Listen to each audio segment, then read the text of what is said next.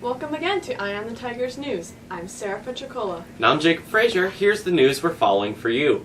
Texas officials moved for the first time Thursday to force healthcare workers who had contact with a dying Ebola patient to stay home, reversing course after a nurse, later diagnosed with the disease, flew across the Midwest and deepened anxiety about whether the virus would spread in the U.S.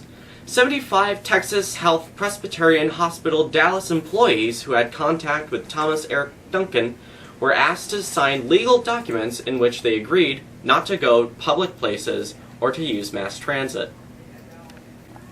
House Republicans demanded a travel ban from Ebola-ravaged West Africa Thursday, calling it the only sure way to protect Americans from the virus's deadly reach. Administration officials resisted as anxiety over the disease raced through the country and rattled the White House and Capitol Hill. At a tense congressional hearing, the head of the Center for Disease Control and Prevention offered assurance that Americans are safe and there will be no widespread Ebola outbreaks here. The stock market continues to lose ground, but economists aren't ready to condemn the U.S. economy's future just yet. The Dow Jones Industrial Average has lost 874 points since October 8th, largely over worries about another recession in Europe, a slowdown in China, and world-spanning crises that include the Ebola outbreak and the rise of the Islamic State. Yet economists aren't reducing their forecasts for the U.S. economy. After spending 18 hours trapped in her car at the bottom of a 500-foot-deep ravine, a California woman was rescued by officials Tuesday morning, thanks to an ingenious police officer and an app on her iPad.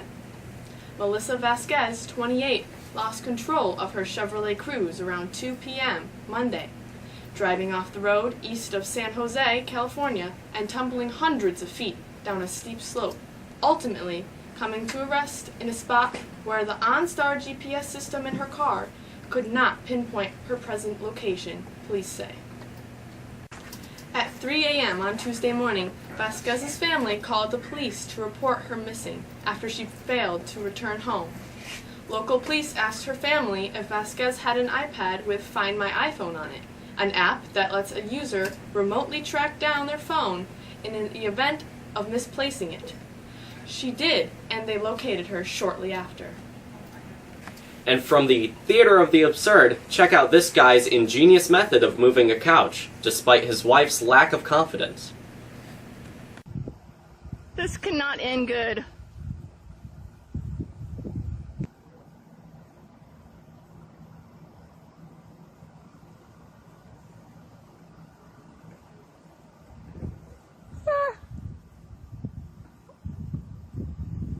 Oh my gosh! I cannot believe it.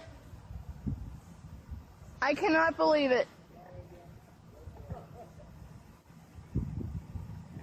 You guys just might have started a new business. If you thought last winter was a horror show, with cold blasts from the polar vortex and a lack of California rain, here's some good news. No sequel is expected this year, federal forecasters say. Long-range weather forecasters said Thursday that the upcoming winter looks pretty average in general. They don't expect a lot of extreme conditions like last year's cold outbreaks when Arctic air dipped south with the polar vortex. For a look at the short-term weather forecast, here's Nathaniel Schrader.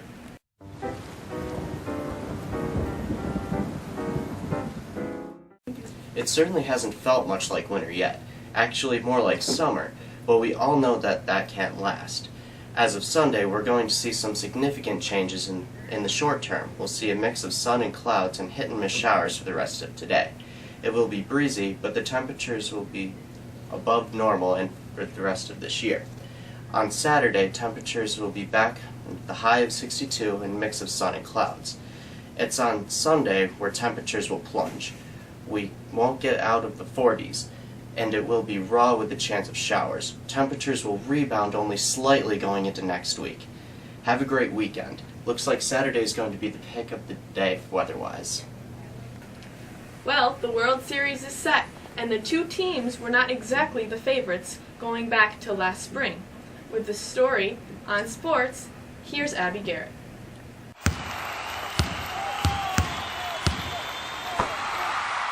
The Giants win the pennant. The Giants win the pennant.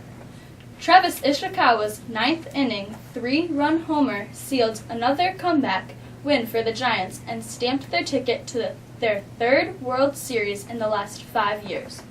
They'll meet the upstart Royals beginning next Tuesday. The former owner of a South Florida anti-aging clinic pleaded guilty Thursday to charges of illegally providing performance-enhancing drugs to athletes including high-profile Major League Baseball players, most notably New York Yankees star Alex Rodriguez. Anthony Bosch, former owner of the Biogenesis of America clinic in Coral Gables, pleaded guilty to conspiracy to distribute. He faces a maximum 10-year prison sentence, but is likely to get far less because of the cooperation with prosecutors with MLB's investigation into player drug use. And how about this story of perseverance and just determination? Onlookers watched as Connor Callahan crumpled to the ground mere paces away from the finish line of his North Carolina high school cross-country race. Many assumed he had collapsed out of exhaustion, and members of the crowd encouraged him to finish. And finish he did. Clawing forward on his stomach, Callahan crawled the final feet to the line. As it turned out, Callahan crawled across the finish line after suffering multiple bone fractures in the final feet of the race. The calendar says it's Friday. Yay! And Emma has a peek on what's on the calendar.